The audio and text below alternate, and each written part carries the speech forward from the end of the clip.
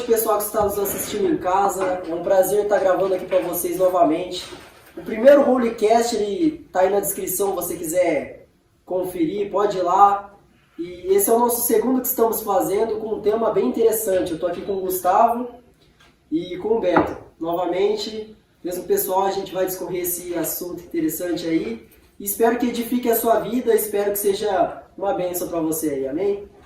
Vamos estar começando então, o tema é profeta. E aí, Gu, o que é um profeta?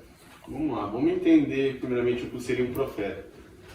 Profeta é todo aquele que... O profeta é um mensageiro de Deus responsável por anunciar a mensagem de Deus para o seu povo. É exatamente isso que é um profeta. A gente pode ler em 2 Pedro 1, do 16 ao 21, especificando o 21, diz assim: porque a profecia não veio no tempo antigo por vontade de homem algum, mas os homens santos de Deus falaram à medida que eram movidos pelo Espírito Santo.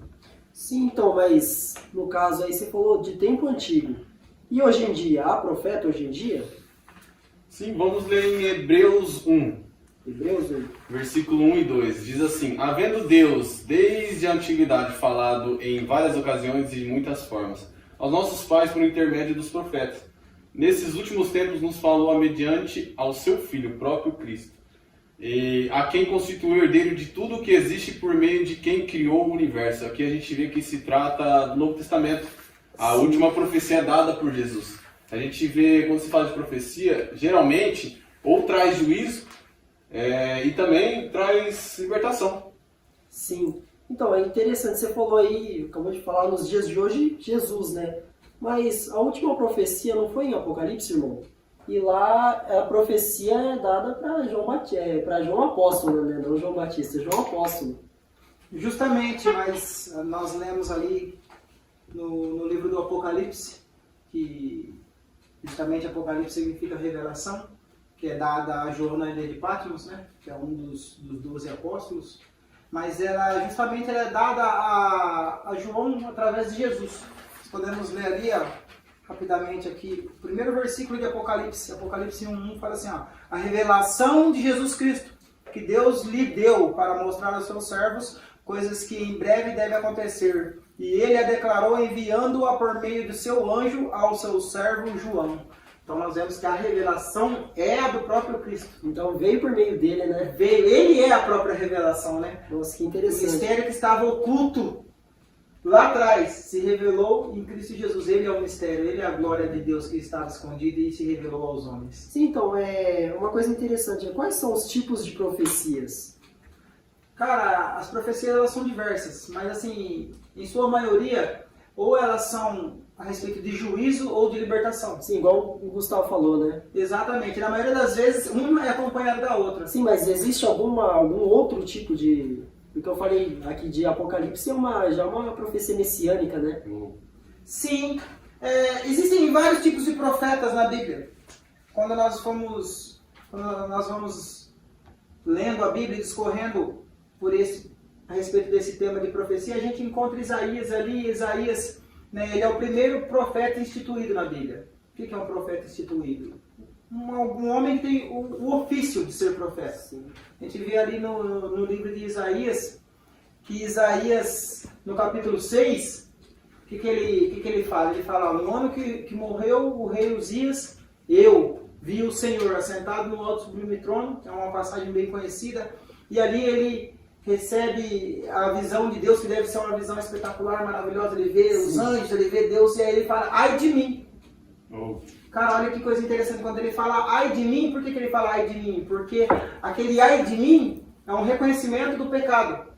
Como assim, Beto? É um reconhecimento, porque ele fala assim, ai de mim, que sou um homem de impuros lábios. Ele reconhecendo que... Exatamente, que habito no meio de um povo de lábios impuros. E eu vi o Senhor. Automaticamente ele declara isso, e é exatamente a respeito disso que ele vai profetizar para o povo. A respeito da idolatria que o povo de Israel vivia naquele tempo.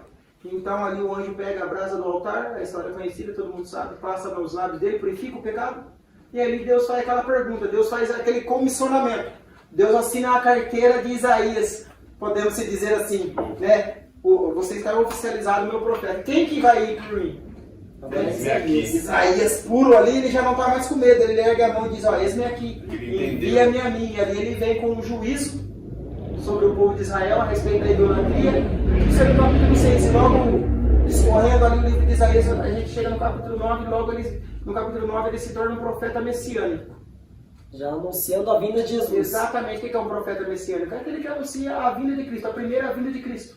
E aí ele anuncia, ele vê o Calvário, a morte e a ressurreição de Cristo, ele vê, né, como seria o plano de salvação que o Senhor revelou a ele por meio de Jesus Cristo. E as profecias deles, todas foram completas, né? Todas as profecias. A respeito de Cristo, sim. A respeito da vinda do Messias, da primeira vinda do Messias, todas se cumpriram. O que ratifica que Jesus Cristo é o Messias, então... Isso o que prova que Jesus realmente é o Messias. É o esperado por nós. Né? Por quê? Porque todas as profecias a respeito dele se cumpriram. É impressionante, João. A riqueza de detalhes que eram as profecias. Cara, não tem como a gente encontrar em uma só pessoa, em um só personagem, todas as mensagens, todas as profecias a respeito de como e do que aconteceria, e do que se passaria com o Messias. Então, mas essas profecias aí, não seriam algumas profecias vagas que poderiam se aplicar em qualquer pessoa da história? Cara, jamais. Por quê? Porque algumas profecias elas são tão específicas que chega a nos assombrar. Algumas dizem que a respeito que não se quebraria nenhum só osso dele. Na crucificação romana era normal quebrar ossos. Então. Sim. E principalmente ali, eles, para ratificar que os homens estavam mortos, eles quebravam os 2 joelhos. Quebravam as duas pernas. O que não aconteceu com Cristo. Jamais. A lança transpassa o lado de Jesus e não quebra um só osso, João. Olha que coisa linda. Eu vou mais profundo, eu gosto desses assuntos. Cara, eu vejo ali em Amós 3:7, tem uma profecia a respeito de Cristo que é impressionante. A respeito do exato valor que seria vendida a traição de Cristo. 30 moedas de prata. Foi o preço que foi vendido. Exatamente o preço pago, né, pelos sacerdotes ali, por aqueles que queriam condenar Cristo, que eles pagaram a bolsinha de moeda que deram para Judas. Exatamente, esse foi o preço. E ali em Amós 3:7, em Zacarias 11:12, exatamente o preço da traição, que são 30 moedas de prata. Havia também uma das roupas, né, que seriam fala sorteadas. que as vestes dele seriam rasgadas, jogariam sortes sobre a veste dele para ver quem ficaria com as vestes de Jesus. Então, todas as profecias foram específicas. Todas elas. Então, olha, você falou uma coisa aí que eu não pude deixar de notar. Você falou que Isaías foi o primeiro instituído, mas eu lembro de ter visto que haviam outros profetas, né? Moisés, por exemplo, ele é tido como profeta hoje pelo Islã, justamente porque ele fazia uma profecia messiânica, né? Ele falava que viria alguém semelhante a ele em poder, seria referente ao Messias. Ele profetizou, então, a gente pode dizer? Sim. Na verdade, houveram muitos e muitos profetas antes de Isaías. É igual eu falei para você. Isaías foi aquele que foi oficializado. Você foi o primeiro que fazia isso por profissão? Isso, assim? sim. Deve dizer assim. Mas antes dele houve muitos, como você citou, Moisés, ele faz uma profecia a respeito de Cristo. Há uma profecia a respeito de Moisés, que o povo sofreria 400 anos de escravidão no Egito, para depois vir o seu libertador, que é a semelhança de Cristo, né? Toda a palavra de juízo que o Senhor, toda a profecia que o Senhor lança sobre a terra ou sobre um povo a respeito de juízo, ela vem acompanhada de uma libertação. Isso que bacana. Noé também, eu posso citar Noé. Noé, cara, eu gosto de Noé porque Noé ele é um exemplo de um profeta. Por que eu digo que ele é um profeta? Cara, Deus veio e falou, Noé, ó, a terra está corrompida, né? Constrói uma arca, eu vou mandar um dilúvio, água sobre a terra, não vai sobrar ninguém. Mas ele anunciou o dilúvio para a humanidade? Exatamente. Nesse tempo, Deus não havia instituído uma nação como a sua nação, como é Israel. Né? Então, nesse tempo, o Noé, ele fala para todo mundo. Cara, não há uma nação específica. Durante a construção da arca, que demorou aproximadamente uns 100 anos, cara, ali ele construindo a arca e alertando o povo a respeito do dilúvio, a respeito do juízo. O dilúvio é juízo. O decreto de Deus com o povo ali, né? Sim. Como homem, na verdade. Sim, o Senhor fez, na verdade, aquilo ali é uma alegoria do batismo, o dilúvio. De quê? Morte.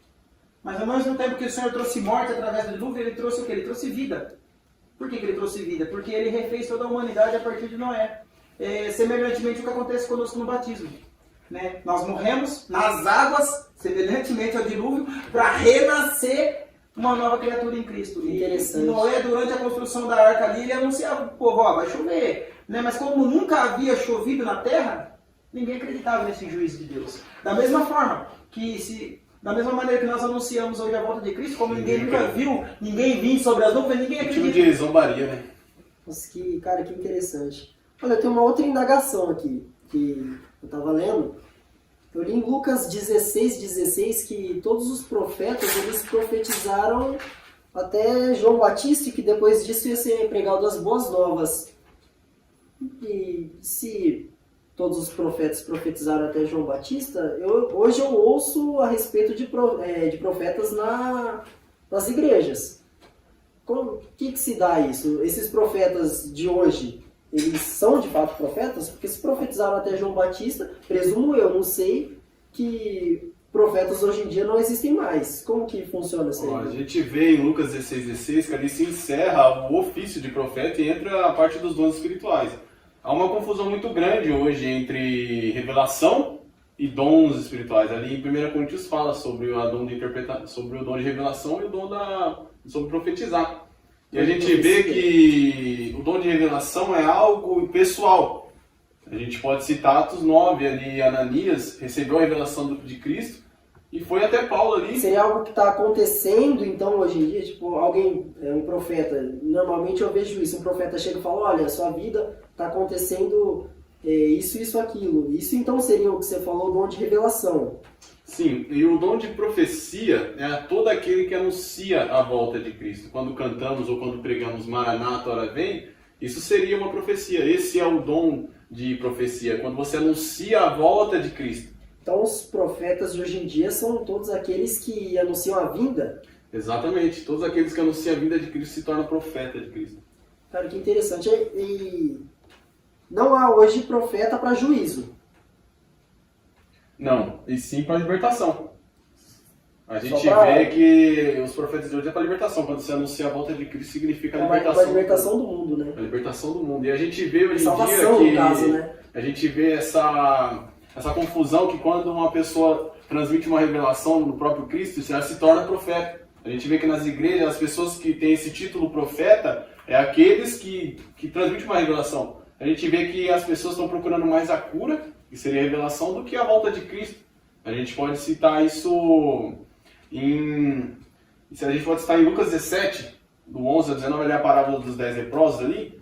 A gente vê que 10 são curados, mas só um volta, e ali aquele recebe a libertação. Então a gente vê que as pessoas têm querido uma cura para eles, têm querido uma cura, mas só que não querem a própria salvação. A gente vê que a igreja ela tem se omitido a pregar a própria salvação, a volta de Cristo. A gente vê essa omissão hoje em dia. As pessoas estão dando um valor para a cura do que para a própria libertação, que é ele voltará, como dizia Apocalipse 1:7, ele voltará sobre as nuvens e todo olho verá. As pessoas querem a cura, mas não a libertação. É interessante isso, né? Porque hoje em dia, cara, a gente, o que o Hugo falou mesmo, a gente vê pouco, né? Pessoas profetizando e... Cara, o que eu acho interessante é que quando fala sobre buscar o dom de profetizar, então tá falando sobre isso, sobre justamente esse dom de anunciar a vinda. Anunciar a vinda de Cristo. Ele Então, voltará.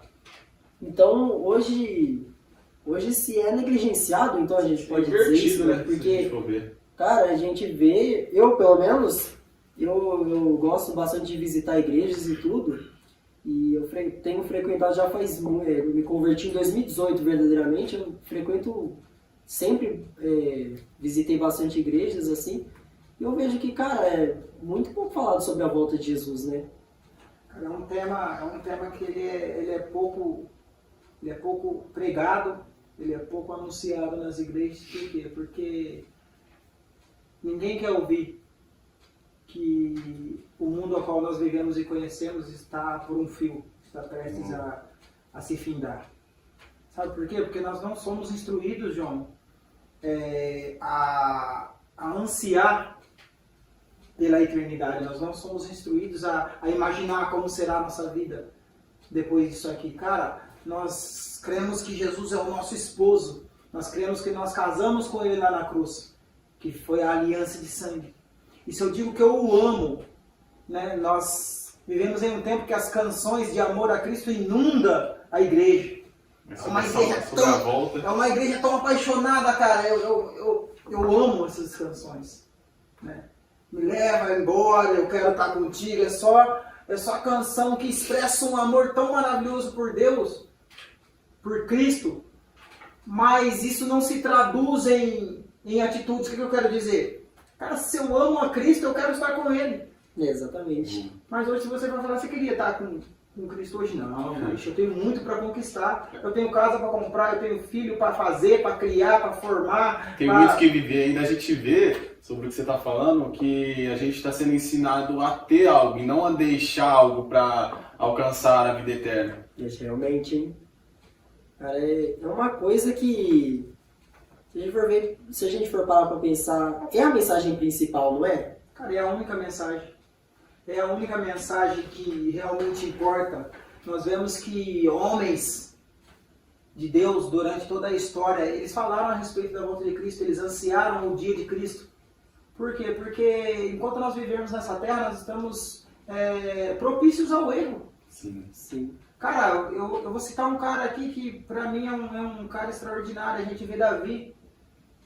Davi, né, você vê, ele tem muita intimidade com Deus, ele olha para o alto e fala, eu vi o meu Senhor sentado à destra do meu Senhor. Imagina um homem que teve uma visão dessa. De Jesus, né? Antes Sim, mesmo, exatamente. E da própria descendência de Davi vem o Messias, vem o Cristo, o nosso Salvador, e isso é algo maravilhoso. E o mesmo homem, a gente vê ele ali numa situação de pecado ali, quando ele peca, ele trai, né, Urias com Betseba, manda matar Urias. Cara, e quando vem a sentença do profeta a respeito da vida dele, ele não teme perder o castelo, ele não teme perder o poder, ele não teme perder a coroa. Ele fala, só não retire de mim o teu Espírito Santo. Olha, realmente entendeu, né? Por quê? Porque ele entende que o Espírito Santo é o selo da salvação. O que ele está dizendo? Senhor, que isso não me impeça de ir viver a eternidade contigo. Então, hoje em dia, a mensagem que deveria estar sendo anunciada é justamente da vinda do Senhor, né? Sim, mas ela causa muito desconforto, João. Tá, mas o Evangelho não é sobre isso? Cara, o verdadeiro Evangelho é sobre perder para ganhar. Jesus fala que aquele que ganhar a sua vida vai perder. E aquele que perder a sua vida por amor a mim vai ganhar. E aquele que deixar, a todo momento você vê Cristo falar, aquele que deixar, aquele que abandonar, aquele que não amar mais a sua própria vida, mas amar a mim. E hoje, essa mensagem dura, ela tem sido deixada de lado justamente por conta disso, porque o que importa são os números, cara. Você vê quando Jesus sobe lá e anuncia e multiplica o pão, e anuncia coisas boas, o monte é lotado de gente. Alguns teólogos dizem 20, outros 30 mil. Mas quando ele vem com a mensagem do Evangelho sobre perder, sobre chorar, sobre não se vingar, sobre dar outra face, todo mundo vai embora. Todo mundo abandona, né? Todo mundo abandona. E é o que acontece nos últimos dias. Semelhantemente àqueles dias. O Evangelho da salvação do reino, cara, quando ele é pregado em sua total veracidade, ele fere, ele machuca. Eu gosto de ouvir o pastor Luiz Hermínio, por quê? Porque ele fala isso, cara, se eu chegar na igreja, ouvir a palavra não me machucar, não foi uma palavra verdadeira. Por quê? Porque o Evangelho, ele fere, ele tem que ferir, ele tem que machucar a nossa carne, né? ele tem que confrontar os meus desejos. Por quê? Porque eu sou carne. Cara, o que o Senhor promete para mim, para nós, cara, não é algo carnal, é algo real, mas espiritual. A gente vê isso que você está falando sobre o jovem rico ali, quando Jesus pediu para ele deixar algo, ele se entristeceu. Ele não quis deixar. E a gente vê muito isso no nosso tempo, quando a palavra específica, ela diz para nós deixar tudo. A gente vê ali Pedro deixando as carroças, deixando tudo ali, deixando os barcos. A gente vê muitos homens de Deus deixando tudo. E quando fala sobre deixar, a gente se omite, a gente se afasta. Mas quando fala sobre ter as bênçãos, a gente massageia o nosso ego. Porque quando a gente fala sobre ter algo aqui na terra, a gente tem que juntar tesouros, a gente pensa, cara, vou ter que juntar tesouros, mas não aqui, mas sim nos céus, as obras. Então a gente tem que deixar tudo, ser o que a gente não é, abandonar tudo, porque a gente tem que morrer para nós mesmos, para poder vir para Cristo. Só que hoje em dia é pregado totalmente diferente, é o você ter, é o você ser, é o amor que importa, é você se sentir confortável. Isso é, assim, ao meu ver, cara, o evangelho da prosperidade, claro, eu também quero ser próspero, eu quero ser próspero, mas eu enxergo o evangelho da prosperidade como um cavalo de Troia. Por quê? Cara, sabe por quê? Porque, João, pra mim, que não tenho posses, que não tenho casas e fazendas e carro, deixar tudo é um tanto quanto fácil. Agora você imagina para quem tem muito, o Gustavo citou uma passagem que é a chave. Por que o jovem rico não quis? Tinha muito. O que a palavra fala? Porque ele tinha muitas posses. Ele tinha muito. Cara, então quanto menos eu tenho, menos eu sou desapegado. Se torna mais fácil. Quanto mais eu tenho, mais é difícil para me desapegar. Então, nós vemos que no tempo do fim, a perseguição vai se tornar tão incisa que, se possível, enganaria até os eleitos. E aí eu vejo algo chave. Cara, se me for colocado ter que abandonar tudo que eu tenho para fugir, será que eu vou ter coragem de deixar tudo? Isso é complicado, hein? Essa é uma pergunta bem... E olha, eu falo uma coisa interessante que, assim, às vezes nem tanto posses, né? Às vezes até coisa como o conforto de estar num ambiente que você está sob controle.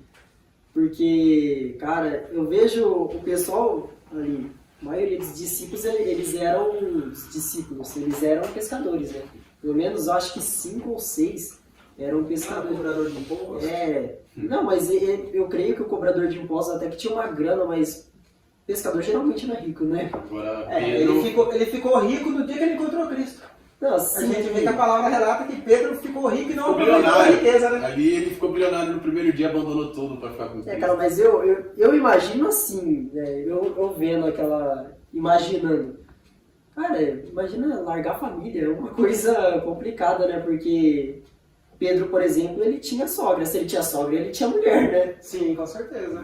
Caramba, às vezes não é nem tanto posse, também tem muita coisa que... Mas há chamados específicos, né, João? A gente Sim. vê durante todo o período bíblico que muitos homens fizeram isso. Moisés, ele pega, quando ele é chamado por Deus, entende seu chamado, ele pega a esposa e o filho, Gerson, e leva pro sogro. Sim, mas a questão que eu falo nem é tanto essa, mas é fazer algo que as pessoas talvez... Porque assim, eu imagino que você chegar para sua família e falar, olha, eu tô deixando vocês aqui por um tempo, ou eu vou levar vocês junto para uma coisa muito louca. Nós vai tudo seguir aquele cara lá. Mas se a gente entrar nesse assunto, a gente vê ele lá, né? A gente vê que tem chamado específico para as pessoas específicas. Quando ele Sim. foi ali com a família, a mulher dele foi a única que olhou para trás. E ele continuou no propósito dele. Então a gente vê que o chamado ele é específico. Ali eu acredito que ali para Pedro também foi específico. Não, sim, não, com certeza, mas, cara, é uma coisa que eu falo que às vezes a gente pode até não ter posse para perder, mas tem muita coisa, o que os outros vão pensar, né? Sentimental? Mas porque eu falo... É por isso que Jesus fala que nós temos que analisar o quê? O coração. É. Por quê? Porque onde está O nosso seu coração, ali está o seu tesouro. Muito forte. Aí cabe a todo cristão fazer o quê? Fazer uma autoanálise. Cara, eu tenho colocado meu coração em quê? Em quem? Em onde? E onde? Onde eu tenho depositado o meu coração? às vezes é numa pessoa, às vezes é num trabalho, às vezes é no Exatamente, esporte, Coisas né? aí. Cara, eu vejo tanta gente...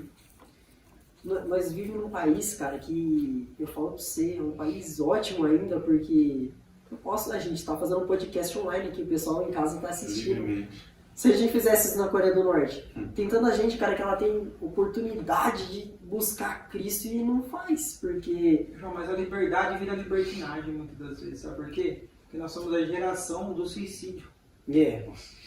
Cara, você imagina, é o que Jesus falou, toma cuidado para você não pôr o seu coração em nada que não seja eu. Basicamente é isso que Jesus disse, por quê? Cara, por que a geração do suicídio? Você vê que a pessoa, ela coloca um pensamento na mente dela que se ela não tiver aquilo, ela não consegue viver. A gente vê adolescente se matando porque a namorada largou. Nossa. A gente vê suicídio espiritual também. Né? Motivos banais. Sim, mas eu cito isso porque, cara, você vê pessoas morrendo, mortes banais, por motivos banais, sabe? A pessoa, eu vi esses dias uma reportagem que as pessoas estavam num churrasco e ali em determinado momento o casal começou a discutir, um amigo foi separar a briga e tomou um monte de facada e morreu. Cara, olha que motivo banal. Né? Então as pessoas elas têm colocado o seu coração em qualquer outra coisa que não seja Cristo. Eu vejo, infelizmente, dá muita tristeza, cara. Se olha, tem pessoas que às vezes a gente fala, poxa, vamos buscar Deus com a gente, vamos ali. Há tantos impedimentos, eu lembro, me faz lembrar na hora daquela passagem de eu ter que enterrar meus pais. Exato. A gente tem gente que fala, eu já vi gente, cara, todo dia negar ir pra igreja porque, pô, tô sem roupa. Pô, hoje eu vou, os moleques chamam eu lá na festa, é festa de um amigo meu. Beleza, cara, mas pô, todo dia você buscar fugir de Cristo, você tem alguma coisa mais importante que Cristo todo dia. O mais falado é eu não tô pronto ainda quando eu tiver Nossa, pronto. cara, isso é o mais falado, quando eu Sabe, tiver pronto eu mas vou. eu acho legal uma coisa, quando vocês citam isso, significa que tem uma voz que está clamando, tem alguém falando, tem alguém pregando. Sabe por quê, João? Porque nós não podemos ser negligentes, cara. Por quê? Porque o Senhor nos incumbiu de quê? De pregar, de ser profeta. De pregar, o cara tem uma esperança. Existe um cara chamado Jesus Cristo. Que ele veio e morreu por nós há 2000 anos atrás, mas ele ressuscitou. E junto com ele nós ressuscitamos. Como assim? Cara, ele foi para o céu, ele está preparando morada. E daqui a pouquinho, ele já está às portas, ele vai voltar a nos buscar. Então não adianta a gente viver essa vida fútil nossa, sem expectativa, sem esperança. Sabe por quê, João? Porque eu vejo algumas reportagens de algumas pessoas que dizem que fazem o que fazem porque elas não têm esperança. Porque elas não têm uma expectativa. Cara, e eu e você, nós fomos incumbidos de gerar essa expectativa nas pessoas. Nós somos responsáveis por gerar essa expectativa nas pessoas. Porque não adianta nós cantarmos, nos tornamos responsáveis. A chama não vai apagar quando o seu irmão está do seu lado. Ele é um altar. Basta você acender o fogo de Cristo dentro dele. Com a palavra de salvação, incendiar ele com a promessa. Por quê? Porque Cristo é em nós, a palavra fala que é o quê? É a esperança da glória. É o fogo de Deus, é Cristo, cara. Cristo em nós, a esperança da glória que todos precisam. Você pode pegar uma dessas pessoas que o Gustavo falou, que morreram espiritualmente, e soprar o fôlego de vida novamente dentro dela quando você diz, cara, Cristo está voltando. Colocar a brasa de novo na fogueira. Exato, e dar uma banadinha ali que incendeia, cara. E aí, voltar a ligar a semente. Isso, às vezes ela precisa disso, às vezes ela se frustrou, sabe por quê? Porque eu enxergo um erro muito grande hoje dentro das igrejas em que quesito? O alimento que você usa para atrair as pessoas é o alimento que você vai ter que usar para mantê-las ali dentro. Uma adubação. Se eu te atraio com a promessa de prosperidade, você tem que me prosperar. Você, obrigatoriamente, você vai ter que prosperar.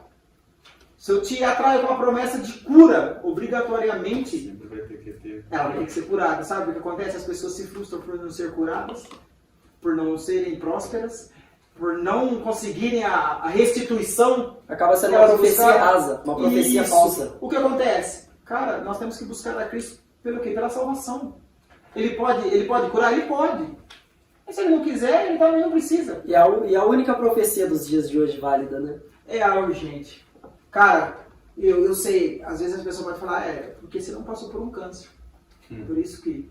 porque você nunca passou fome, por isso que você não quer prosperar. Não. Eu digo com todo o temor. Cara, ainda que passe por doenças, por necessidade. A parábola do rico e do Lázaro, eu acredito que é um parâmetro para nós. Cara, Jesus prosperou o mendigo ali? Prosperou? Migalhas. Jesus alimentou ele? Fala que ele comia migalhas. Os cachorros lambiam ele. Cara, exato. Ele estava onde? Na parábola. Onde ele foi parar? Seio de Abraão. Então. E o rico? Ixi. Olha o perigo das riquezas, cara. Né? É complicado, cara. Né? Tanto é que ele fala, Abraão, manda lá. Manda alguém lá pregar para os meus irmãos, para eles não virem para cá, que a coisa está feia aqui, o negócio está pegando fogo. Né? Então nós vemos que é bom ser curado ou é bom ser curado? É bom prosperar ou é bom? Cara, mas o mais importante é a salvação. É aquele leproso que voltou. É a salvação, entendeu? É a salvação. Então a gente... o pico da pregação hoje, que infelizmente é negligenciado, é isso, cara, é a volta de Cristo. Sabe por quê, João? Porque a salvação, ela necessita passar por Cristo. Sim. Mas Cristo está voltando. E se eu não me preparo, sabe o que acontece comigo? 10 virgens. 5 loucas. E ali a gente vê que elas não entraram para a festa como noivo, mas não foi porque elas não tinham azeite. Em nenhum momento Jesus cobra um convite de azeite para quem fosse entrar. Você vê Jesus, me dá o azeite que vocês entram. Não. Elas não entraram porque elas não esperaram. Ele recebeu quem estava ali. Exatamente. Quem estava aguardando. O erro delas não foi não ter o azeite. Até porque a gente é como se fosse um vaso furado, né? Nunca tá perfeito. A gente vê que o erro foi elas não estar ali, elas não permanecerem. Exatamente. Por quê? Porque elas correram atrás de coisas secundárias. E aí eu posso com toda a sabedoria aqui, falar o que pode ser o azeite. O problema do azeite. Cara, o azeite na vida de algumas pessoas pode ser riqueza. O azeite na vida de algumas pessoas pode ser um relacionamento. Por quê? Porque o que as prudentes falavam para elas? Vai aos que vendem e comprai para vós, para que não falte nem para nós nem para você. Cara, quem é o dono do azeite? O próprio Cristo. Elas foram buscar o que Cristo poderia dar para elas em homens, exatamente, em outras fontes. E hoje o erro da nossa geração é isso. Eles buscam a felicidade em coisas e pessoas, em um celular, em um iPhone caro. Eles buscam a felicidade em ter 10 mil likes na rede social. Nossa, cara. Cara, eles buscam a satisfação de ter rodeado de amigos. E hoje a gente vê pessoas vendendo felicidade, vendendo como ser feliz. E te falo que não dá certo, né? Não, porque a verdadeira felicidade é o nosso Cristo. Então eu gostaria de estar falando pro pessoal em casa, isso queimou no meu coração enquanto a gente conversava aqui. Você que tem um objetivo principal que você quer concluir na sua vida, cara, eu falo não para você desistir, mas para que você entenda que o nosso objetivo principal deve ser Jesus Cristo. Porque a partir do momento que a gente tem um objetivo, a gente pode sim concluir ele. Mas eu falo com absoluta certeza que quando você concluir o seu objetivo, vai sim vir a satisfação, vai te dar a felicidade, mas, cara, é tudo momentâneo, porque eu falo o seguinte, a gente até pode conseguir alguma coisa assim, mas nada vai suprir aquilo que está faltando aqui, mas Cristo sim. E eu falo hoje pra você, essa noite, que se você tem alguma dessas coisas, cara, não pra deixar pra trás, assim, no sentido de não correr atrás, mas que a sua corrida principal seja pra Jesus Cristo, porque nós vemos que a única profecia que não vai te dar aqui, que não vai te desanimar, que não vai te decepcionar, é a única profecia que há hoje, que é a vinda do Senhor Jesus. E ele voltará. Isso eu posso falar com absoluta certeza. Sim, ele virá sobre as nuvens. A palavra é infalível. Se essa for a profecia, se esse for o seu objetivo de vida, cara, você não vai se decepcionar, porque pode vir a morte, pode vir, Jesus pode realmente voltar ainda nesse tempo. Eu creio que pessoalmente assim acontecerá. E a única coisa que eu tenho certeza é essa profecia. Jesus Cristo voltará para te buscar. Se esse for o seu objetivo, se for para isso que você se preparar, eu tenho absoluta certeza que não haverá decepção. Que você concluirá sim, com êxito, o seu objetivo de estar com Cristo. Mas a partir disso não vai haver desânimo mais, não vai haver enjoo, porque Ele te supre. Ele é o verdadeiro objetivo. Então eu espero que esse podcast tenha muito abençoado a sua vida, que vocês possam ter aproveitado, possam ter aprendido.